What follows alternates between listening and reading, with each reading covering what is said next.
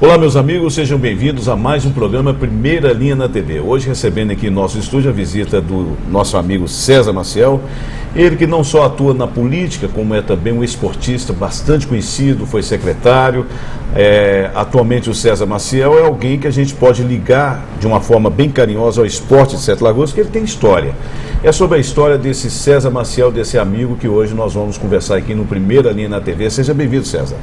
Um prazer estar aqui com vocês nessa época tão especial para a Primeira Linha, né? 10 anos, não na TV, mas do projeto Primeira Linha.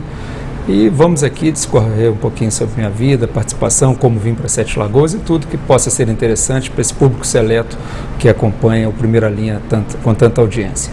Eu te agradeço, César, mas é exatamente isso que a gente quer saber. A gente quer saber quem é César Maciel, onde você nasceu, quem são seus pais, seus irmãos. Conta um pouquinho da sua história. Sou nascido em Belo Horizonte, o filho mais velho de uma família de 6 irmãos. Meu pai é um servidor público federal, extinto DNR, que a gente ainda gosta de falar, hoje DENIT, falecido infelizmente há 22 anos, mas uma pessoa que me ensinou muito na vida, principalmente nesses tempos que a gente fala tanto de corrupção, uma pessoa que teve funções dentro do serviço público e que nunca se rendeu a favores ou jeitinhos. Isso eu aprendi muito bem com ele.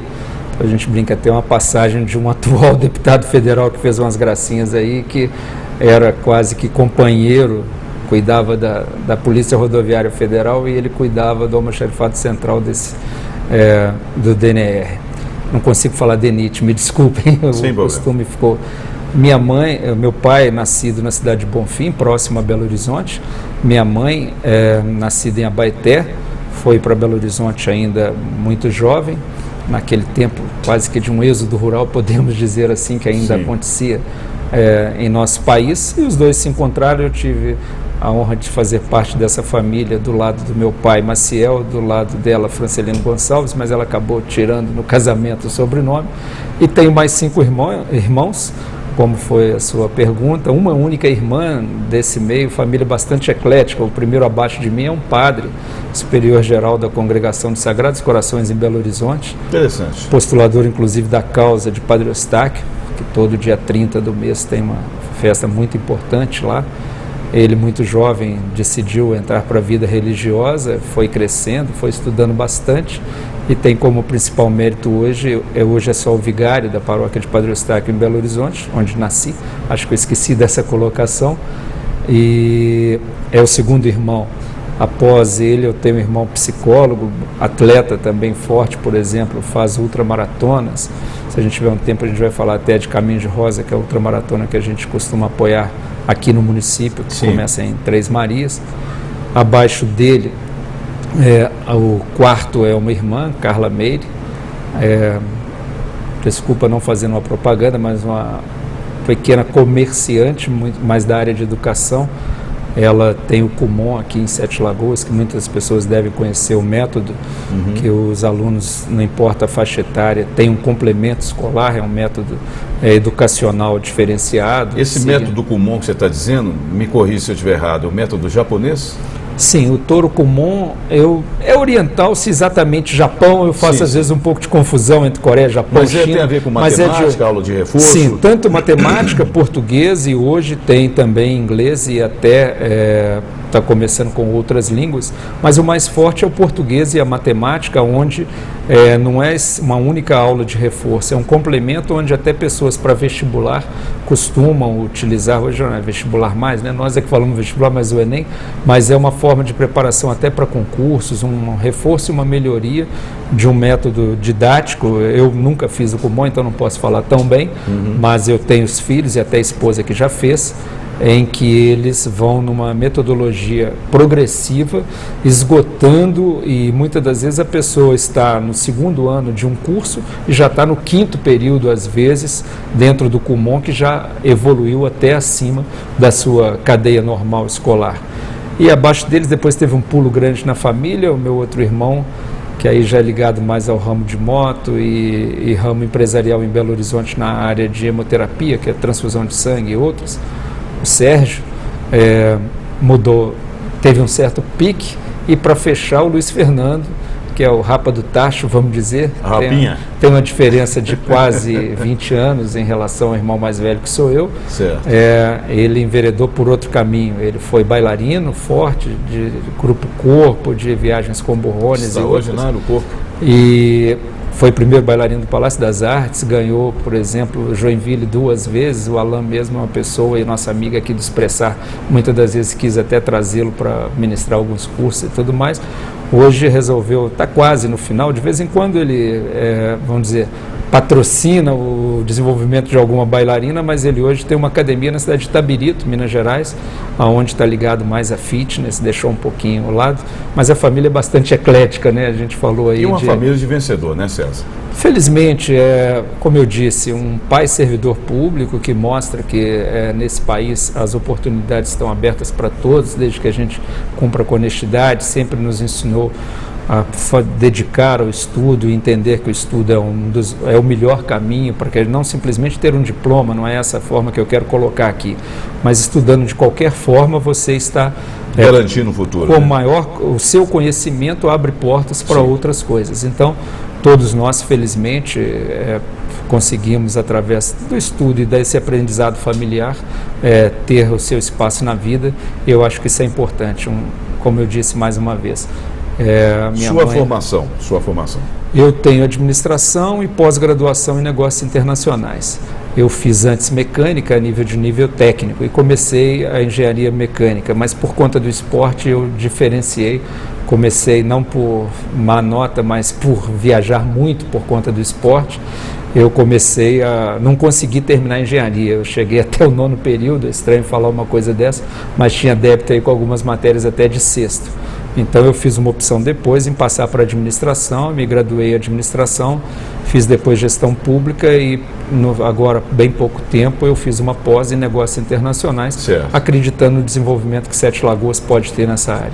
Me diz uma coisa, César, você cresceu em Sete Lagoas, você nasceu em Sete Lagoas? Não, na realidade eu nasci em Belo Horizonte. Sim, mas já vim para... nós temos um sítio aqui, não falei minha idade, são 56 anos, e eu casei, se me permite, eu vou passar para o segundo lado. Minha esposa Sandra de Oliveira Maciel, ela vem de uma família da área de comércio ligado a atacadistas, do Ceasa principalmente, uma família do Triângulo Mineiro, e seu pai já tinha um sítio aqui há mais de 30 anos. Então eu, namorando, já visitava Sete Lagoas, não porque ela fosse nascida, mas porque apaixonou por Sete Lagoas. Sim. Apaixonou por ela e por Sete Lagoas.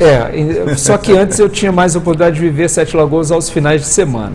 E depois tomei uma decisão, isso vão fazer 20 anos bem próximo, de estar Sete Lagoas a semana inteira. Se puder falar essa passagem, meu amigo Ademir lá da Cedro, eu era proprietário da área de informática e telefonia. Eu, Ademir, meu companheiro de Industrial Belo Horizonte, uma indústria têxtil, uma pessoa da Cedro, já foi vice-presidente do Náutico, pessoa acho conhecida de grande parte das pessoas. Um final de semana, no Santa Helena ali, virou para mim e falou: César, nós aqui temos dificuldade às vezes até com um cartucho bom de informática. Isso já vão 20 anos atrás, claro. Sim. Que as coisas evoluíram muito. Aí ele me deu essa oportunidade, apresentou essa oportunidade, tomei a decisão e não arrependo, estou muito feliz em Sete Lagoas, fui muito bem recebido, tão logo vim, já participei fortemente do CDL, Templo de Eudécia e Vanessa Maciel, que me convidaram. Eu, com 3 meses, já estava assumindo uma vice-presidência numa chapa de CDL, fizemos bons projetos. Aqui vou fazer uma menção ao que perdemos há pouco, saudoso Mauro Rocha, foi um pai para mim, abriu portas demais nessa Sete Lagoas, uma pessoa na comunicação exemplar, uma pessoa que soma em todos os setores, e eu receber essa família CDL que me recebeu, foi um complemento, porque na época eu tinha ainda negócio em Belo Horizonte e mais uma em Patrocínio, mas a minha decisão de constituir família aqui foi pela qualidade de vida, pela opção de ter meus filhos com uma condição maior. Não falei ainda dos filhos queridos, né? Tem tempo nesse bloco para tocar? Nesse lado? Por favor. Isabela, a mais velha, está hoje com 24 anos. Ela se graduou em comércio exterior, foi para a China, completou 22 anos já morando na China, iniciativa pessoal dela, depois de ter feito intercâmbio esportivo e profissional. Até hoje ela vive na China? Não, ela morou na China até setembro do ano passado. mas eu quis comentar o seguinte: ela fez comércio exterior na UNA, em Belo Horizonte, e ao se graduar, ela apresentou seu currículo para empresas de nível internacional e foi num convênio já profissional, não simplesmente de intercâmbio, porque ela já tinha participado de mais de uma empresa em Belo Horizonte do ramo de negócio de comércio exterior. E ela, por iniciativa própria, completou 22 anos na China. Para um pai, a filha mais velha e a única mulher, até duro. Orgulho. Não, e é duro, complicado da gente imaginar assim. 11 horas de diferença na comunicação, por exemplo, e as outras dificuldades, uma cultura bastante diferenciada da nossa, onde o foco no trabalho é exagerado. Eu tive a oportunidade de visitar em outubro de 2014, quando ela estava no primeiro ano ainda, e ver todos os contrastes dessa potência que é uma China, mas que tem as suas dificuldades. E ela enfrentou isso tudo sozinha, é um orgulho para o pai. Hoje, inclusive nesse período que muitas empresas têm vindo aqui, ela tem sido até um suporte na tradução. Ela não fala mandarim fluentemente, porque 1 ano e meio de China não é suficiente, mas tem conhecimento básico de mandarim, inglês. Essa visita que teve agora desse pessoal, antes dessa primeira visita, a Ansia Motors, a gente está entrando quase que num outro setor, mas a Ansia Motors, que foi a primeira forte a vir aqui, a Ansia Motors é uma empresa de capital árabe, mas com fábrica na China, em que está já com o protocolo de intenções assinado com Sete Lagoas, além desse protocolo com o governo do estado também, então sua planta está bem a caminho. Ela foi a responsável não só pelos convites para o lançamento, mas também de toda a tradução, quando o empresário, até não sei pronunciar corretamente, mas sei que é Mohamed, alguma coisa, esteve aqui. Ela foi a tradutora geral disso num trabalho profissional para a prefeitura, não por voluntarismo apenas. E todas as reuniões que houveram com o governo do estado, com Minas Gerais, ela foi aproveitada para estar fazendo isso. Eu comecei a falar dos filhos, né? Mas o mais novo, que agora está fazendo análise de sistema e no estudo, de repente, César Augusto. César Augusto. Quase que o pai, mas tirou o Geraldo Fei, que é Geraldo César, e ficou César Augusto.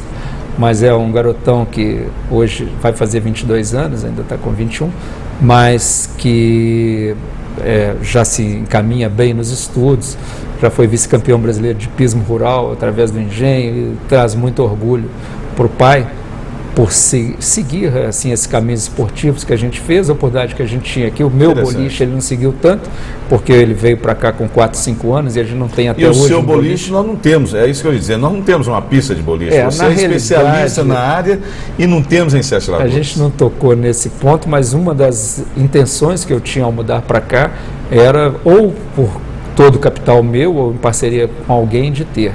Chegou a ter no Iporanga, não sei? Existe ainda o velho, a pista antiga do Iporanga está lá em cima, para você ter uma ideia, no 4º andar. Mas não é utilizada? Não, porque ela, primeiro, é pista de madeira, não é sintética, não tem as máquinas. Mudou tudo. E naquele período, indo direto à sua pergunta, tão logo eu mudei, eu pretendia estar empreendendo na área de boliche também. Porém, eu era presidente da Federação Mineira antes de mudar para Sete Lagoas, e na primeira votação seguinte, que foi dezembro do primeiro ano que eu estava aqui, isso final de ano 2000, eu, por uma discussão política entre Rio e São Paulo, a terceira via foi Minas Gerais, e eu assumi pela primeira vez a presidência da Confederação Brasileira de Boliche. E eu não entendi aquele momento que seria conciliável estar dirigente e ao mesmo tempo proprietário de uma casa comercial, que o boliche, então você sacrificou o seu sonho, no caso? O sonho, inclusive, financeiramente poderia ter sido uma ideia mais forte, mas eu já fui 3 vezes presidente da Confederação Brasileira nesse período, de 2001 para cá, não consecutivos, e também eu não tinha vontade algumas vezes de estar reassumindo, mas por razões... esportes desse nível, eles infelizmente ainda têm, não amadorismo, mas tem muito voluntarismo. E ninguém de nós restrito, né? Sim, nenhum de nós somos profissionais, ainda não há uma geração entre atletas, que eu já fui, desculpa a modéstia, mas um bom jogador até a nível de campeão brasileiro, representar o Brasil em campeonato internacional, porém, essa condição da gente ter uma geração que abandonou o lado, parou. Eu, por exemplo, com 2 anos de presidência de confederação, parei de jogar, até porque não era tão compatível em alguns momentos. O boliche é um esporte muito mental. A gente precisa de muita concentração, e às vezes, por essa pouca força de trabalho, mesmo tendo 14 federações como temos no país, alguns momentos um atleta não entende que é talvez um pequeno problema que está acontecendo na competição, consegue diferenciar aquele momento que o atleta, por uma coincidência, é também presidente da confederação. Então, desde 2003 que eu participo de alguns campeonatos regionais, participo de Taça Belo Horizonte, que é um evento que recebe atletas do país inteiro, quase que numa forma de confraternização, uma maneira de estar próximo do que gosta e que minha família gosta até hoje. Minha esposa, se me permite, tem 22 títulos brasileiros, não todos individuais, porque senão então você que levou ela para o boliche? Na realidade, nos conhecemos em 82, dentro de um boliche em Belo Horizonte.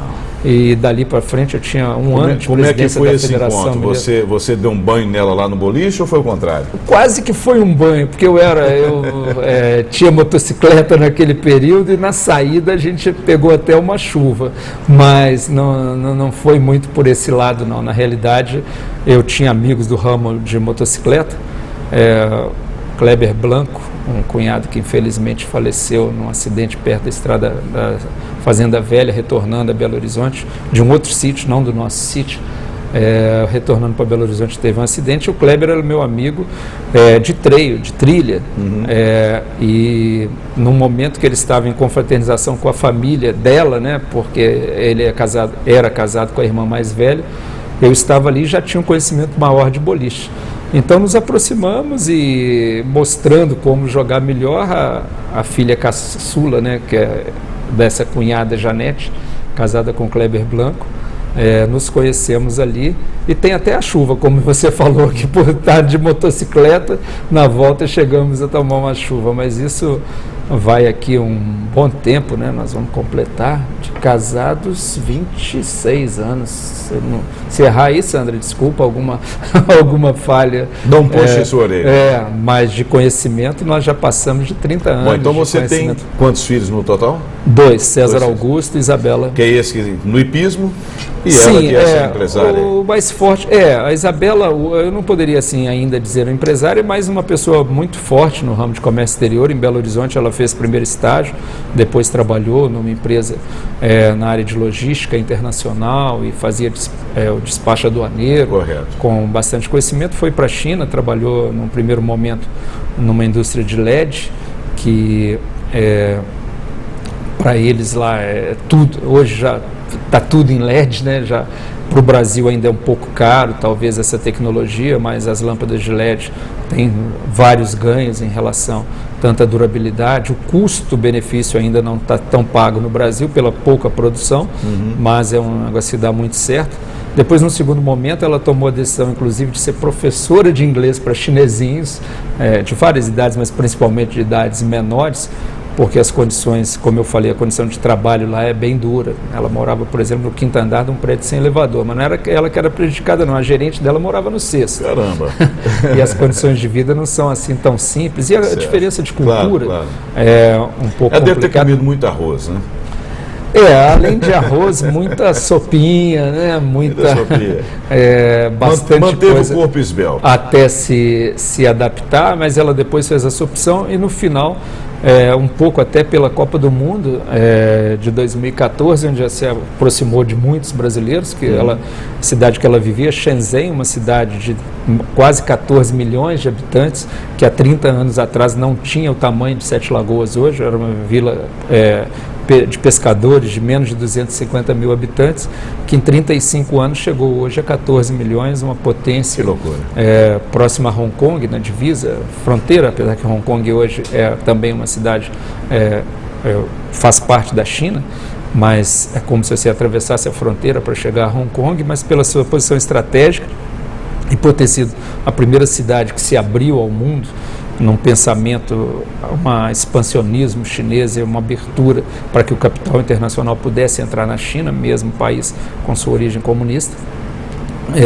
Shenzhen hoje é uma das 4 maiores cidades, é a 4ª maior, perde só para Pequim, para Xangai e para Hong Kong. Então, essa é a história da sua família. Essa é a minha história. É a sua história. Vamos colocar assim. Agora, desculpa se exagerei em algum momento. Agora eu sei, logicamente, você hoje também atua aqui em Sete Lagoas, você trabalha na administração municipal.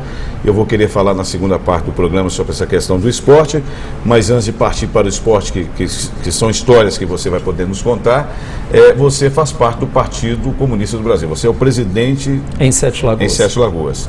Como foi a sua entrada no partido e por que o Partido Comunista? No ano de 2007, durante os Jogos Pan-Americanos que aconteceram no Rio de Janeiro, eu era presidente da Confederação Brasileira. E eu recebi um convite diretamente do ministro Orlando Silva, na época, para ingressar às fileiras partidárias. Eu já tinha alguma atuação, já era secretário municipal em Sete Lagoas, a administração 2006 a 2008 de Leone Maciel, fui convidado para fazer parte dessa administração e fui convidado Você era secretário de esporte? De esporte em Sete Lagoas nesse período.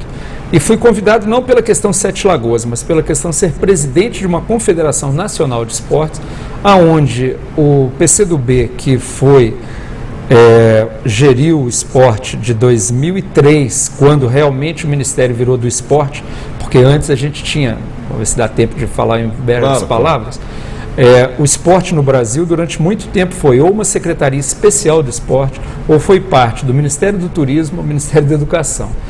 Na entrada do governo Lula em 2003, foi criado o Ministério Exclusivo do Esporte. E na época, Agnello Queiroz, que foi recentemente governador de Brasília, aí já estava no PT, mas na época era PCdoB, foi o primeiro ministro do esporte que nós tivemos. E essa estrutura que, como eu quis falar, que de 2003 até final de 2014, todos os ministros foram do PCdoB. Então, há uma história muito próxima de administração pública em esporte no Brasil com o PCdoB. Não foi o meu caso, que eu entrei para o PCdoB para ser um secretário de esporte. Eu já era um secretário quando fui convidado, mas por essa origem de confederação. O Ministério entendia que muitas das verbas eram passadas ao Comitê Olímpico, ao Comitê Paralímpico, e não havia um gerenciamento um pouco próximo do partido. Não é uma centralização, mas um gerenciamento dessas verbas. Uma maneira de que o esporte não simplesmente fizesse alto rendimento. Porque o COB é isso que a ele, por exemplo, ele gera uma Olimpíada, ele gera uns Jogos Pan-Americanos. Então ele tem que pensar em alto rendimento. E o Ministério pensava em inclusão social e pensava em outras formas. E através das confederações, por exemplo, é estranho pensar a Confederação de Boliche, mas, por exemplo, a presidente da Confederação de Ginástica Olímpica, em viagem nossa de outros Jogos Pan-Americanos, nós conversamos internamente e hoje ela é uma filiada do nosso partido. Não com essa visão de centralizar as coisas, mas com a visão de uma maior inclusão e de uma forma que o esporte possa melhor aproveitar os recursos financeiros. Então, eu recebi esse convite de Orlando Silva em 2007. Em Sete Lagoas o PCdoB estava um pouco desorganizado, vamos dizer, e tínhamos tido uma candidata que era presidente ainda à época, algum tempo atrás, mas que não estava tão dedicada à questão partido. Certo. E de lá para cá viemos organizando, já tivemos uma boa participação. Para esse ano estamos com uma chapa muito forte, se me permite já aproveitar o espaço para falar. Vamos disputar a eleição para vereadores, vamos influenciar inclusive nas decisões a nível de governo municipal, por entender que esse protagonismo não deve ficar exclusivamente na área esportiva. Bom, se a gente tem ideias, vamos falar no segundo bloco. Nessa parte que nós vamos falar no segundo bloco, vocês ficam ligados, a gente volta já já com César Maciel, aqui na Primeira Linha na TV. Fiquem ligados.